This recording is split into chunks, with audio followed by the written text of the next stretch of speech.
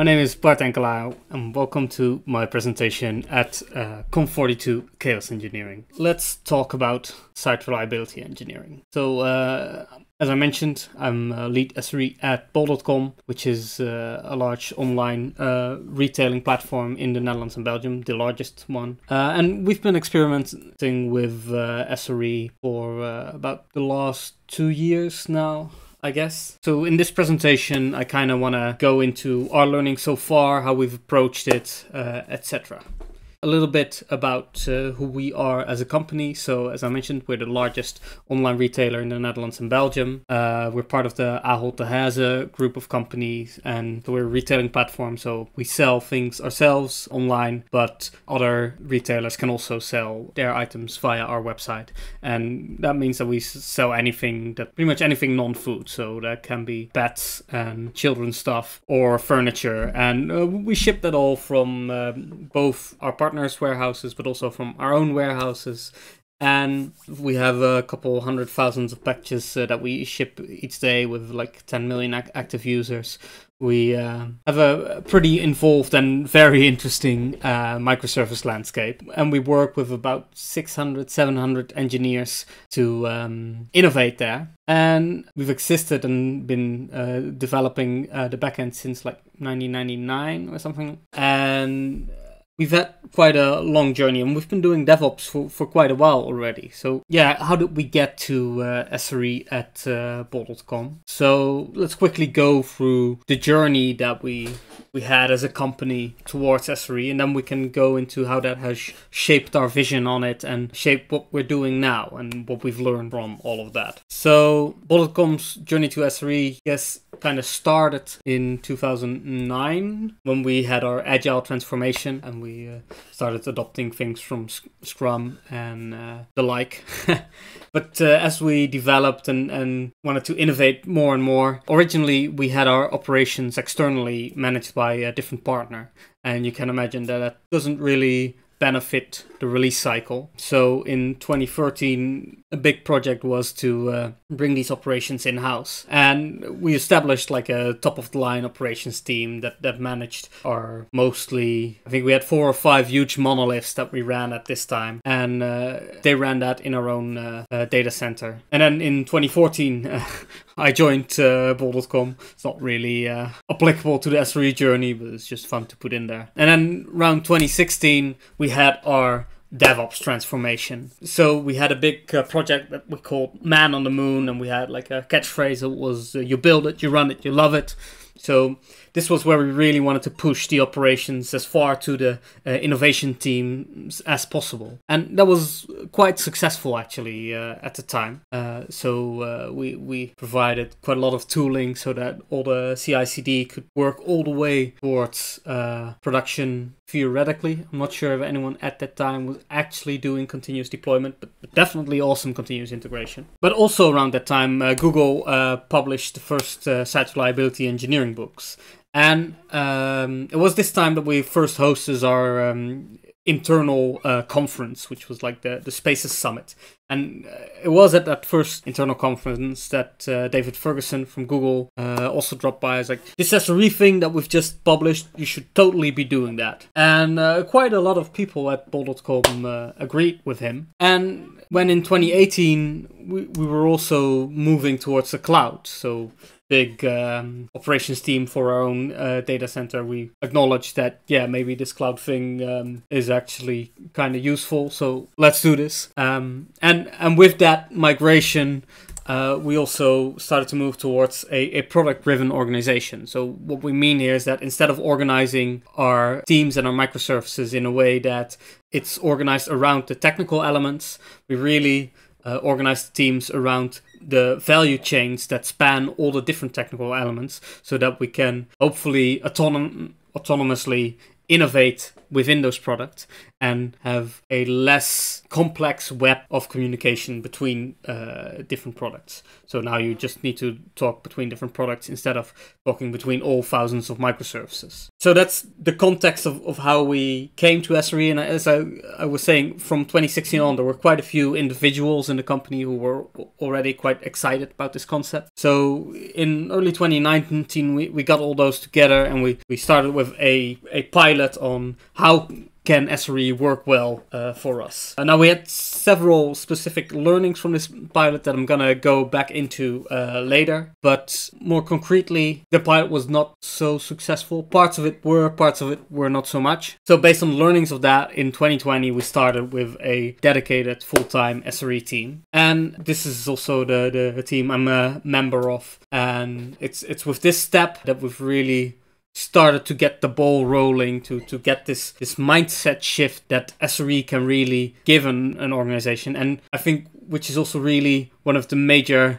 added benefits of SRE over DevOps, because where DevOps is kind of like a strategy for putting parts of your innovation cycle close together in a single role, SRE really provides a set of practices and structure for thinking about this combination of the two practices of development and operations that really allows you to integrate it for maximum user happiness, I think.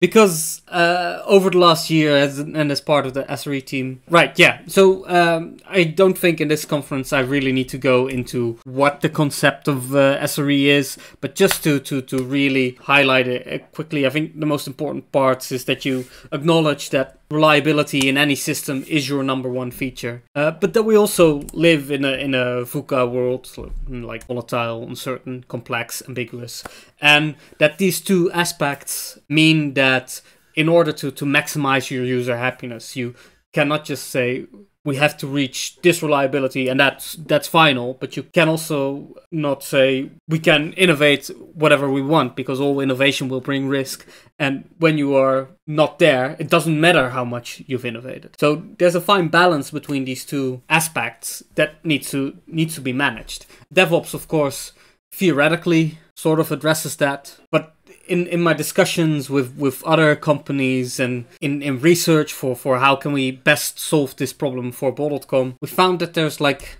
two different ways to approach SRE. So you can approach it from the development angle, and you can approach it from the operations angle. And what we often find is that like developers and managers often say they want DevOps, but then when they say that, often what they actually want is just better CI/CD. It's like a smoother journey from code written to code at the user. And what they often don't really want is like things like having to manage disaster recovery and doing postmortems, instant handling, fire extinguishing, stuff like that. So that's then the call from the dev side. And then from ops side, people are saying, no, we need to do SRE. And what they actually want often is like reproducible infrastructure, less toil, infrastructure as code, stuff like that. And they don't really want just like dev by YAML and lose their jobs, because like I had like a management column at some point here, but it was just all less cost. And you often see this mismatch like, oh yeah, we now do DevOps, so we don't need ops anymore. But that's not the way it works, because operations is a deep specialization with relevant insight into a proper functioning microservice landscape. And also the way you do these two things together is complex, and SRE has a specific opinion about that. And if you're just going to be applying software engineering practices to your operation department, then you're robbing your developers of the opportunity to learn from production. And production is your most direct link to your users' dreams. So in your innovation cycle, you really need to include both your operations and your development. And as such, I think Google's mantra that SRE implements DevOps is vital. So SRE really is a way to get DevOps right. So that's also how we see it at bol.com. And that means that for our SRE team, our dedicated full-time SRE team, we've really set the mission that it has as a purpose to support our innovation team. So it helps develop the tooling and the practices to enable all other teams to find this balance between reliability and innovation in the right way. And that means that the team itself, in essence, does not have run responsibility. This is something that is also like quite often a challenge from Goal, because they literally told us like, yeah, the consultancy model, we've seen that fail many times. But for our scale and the way we are working, it really seems the best fit, because bringing production, operation and development closer has been of such benefit. So this is the way we're approaching it, and let's see what we've learned so far. So if we go back to this slide, and I already announced it quickly when we talked about this pilot, that there were some learnings. So what did this pilot entail? So there were 5 software and operations engineers, and they were given 40% of their time to like go forth an SRE, because we thought, oh, SRE is awesome and it will make everything better, and so you just do this with like 2 days a week. That should be enough, right? So you can imagine, with such a clear direction and purpose, this team really enabled things, or not.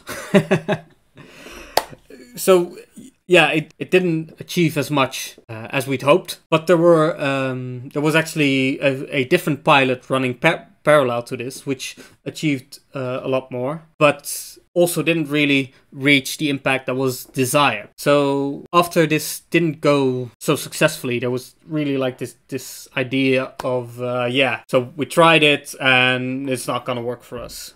But like a critical part of getting SRE right is learning from failure. So that's also what we did here. We looked at what we did, analyzed it, and there were like a couple concrete learnings from this. And for us, the most relevant one was that SRE as a part-time role next to full-time software engineer doesn't really work so well, because the pressures of backlog innovation always outcompeted our SRE work. And also, while we were doing this pilot, there were quite a few, especially managers, who were saying like, oh yeah, SRE is our new way to do operations. Then you're really missing, again, that connection between innovation and operation. But you're just approaching it from the other side. But at the same time, in our investigations, discussions, we did see that there were particular problems all around the organization that we could solve with SRE, but that we just didn't have the capacity to solve them properly right now. So this specialty that SRE is, and the solutions it offers, it was really something we did need.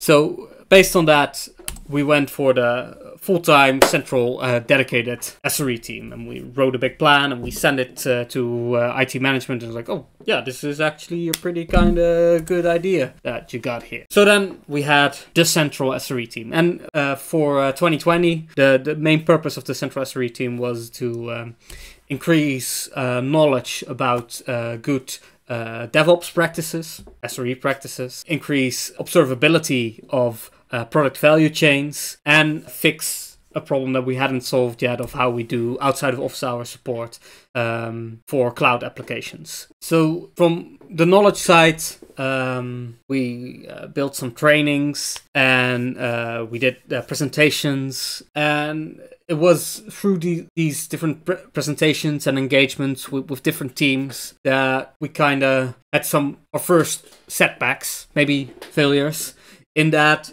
we in the team, we all knew this subject matter intimately. So we were really familiar with the concepts and the benefits it can bring. So we were like, look, this is how it goes. Let's go do it. Yeah. And then we gave a presentation like that, and people were, yeah, let's go do it. And then, okay. And then a month later, we gave another presentation. Yeah. So this is how it works, and let's go do it. Yeah.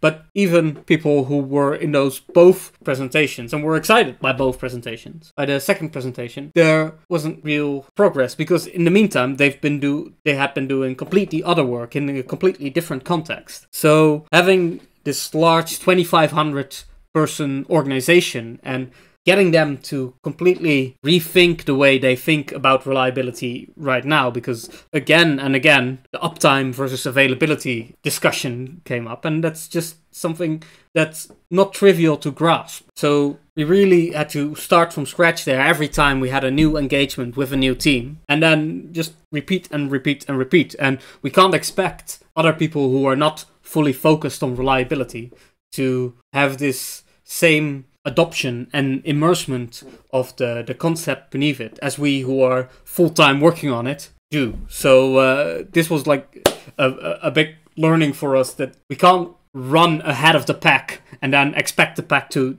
catch up. We really have to work together with them and then take them along for the ride. And then if we work with someone else, start again at the beginning and take them along for a ride. And then slowly you're building up a broader knowledge base about these subjects, and it'll enter common knowledge. It's a long process, and it's not comparable to how quickly a person can learn.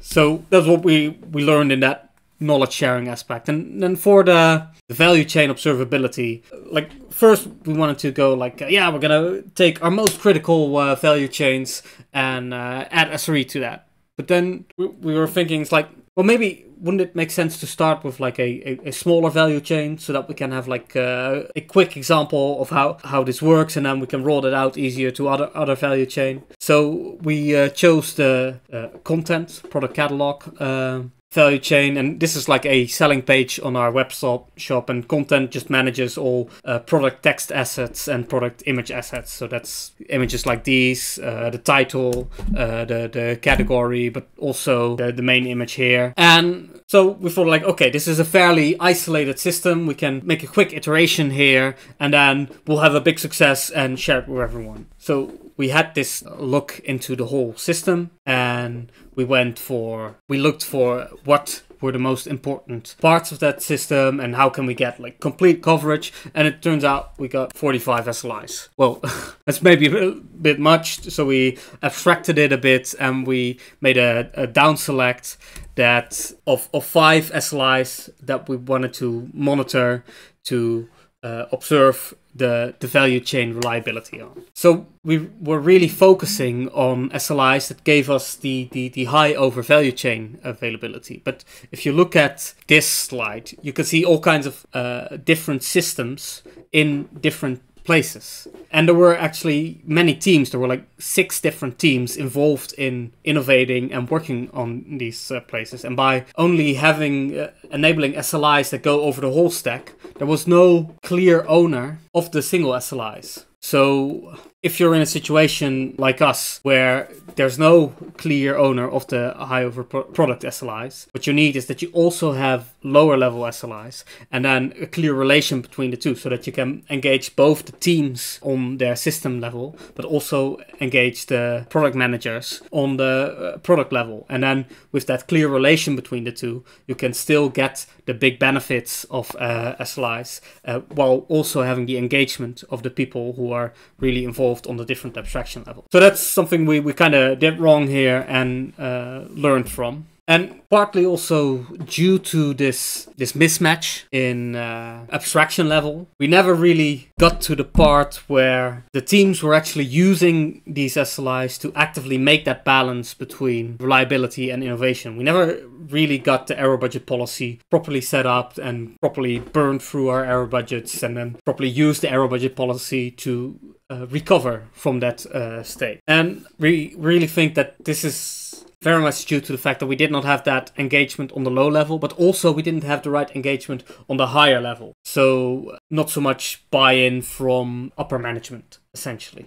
So what we've really learned here is that while the SLIs can give you great benefits and SLOs, etc., it's really important to engage with the whole vertical stack of the people that are involved in the value chain, because you need buy-in for the error budget policy to roll it out over all the different teams. You need ownership on the product level from product management and tech leads, but you also need ownership on the teams to really engage with the SLIs and use that to basically act before there's a problem. So if we sum up all those learnings, we are not Google. Our scale is not their scale. So we truly think it's okay to not be Google and do it in a way that uses their experience and the capacity that they offer, but uses it in a way that works best for your own company. Then there is that SRE is a full-time, long-term investment. It's it really is a different way of thinking about both reliability and innovation. And as such, it touches all kinds of aspects of your innovation way of working. So it really takes time to get that mindset shift. So yeah, that doesn't come quickly, and you really need to engage with all the levels of the organization to get that properly rolled out. And especially since it's such a long-term process, it's really important to celebrate your successes. Otherwise, you're not gonna have the stamina to ride it out to actual success. Right, so in a nutshell, that was what we learned at Bol.com over the last 1.5 years. I noticed that I forgot to put attributions for the graphics I used in this recording. I'll add them to the slide deck, and I'm sure the slides will be available. So thanks for joining my presentation. Have lots of fun with Conf42 Chaos Engineering, and I'm looking forward to any kind of questions.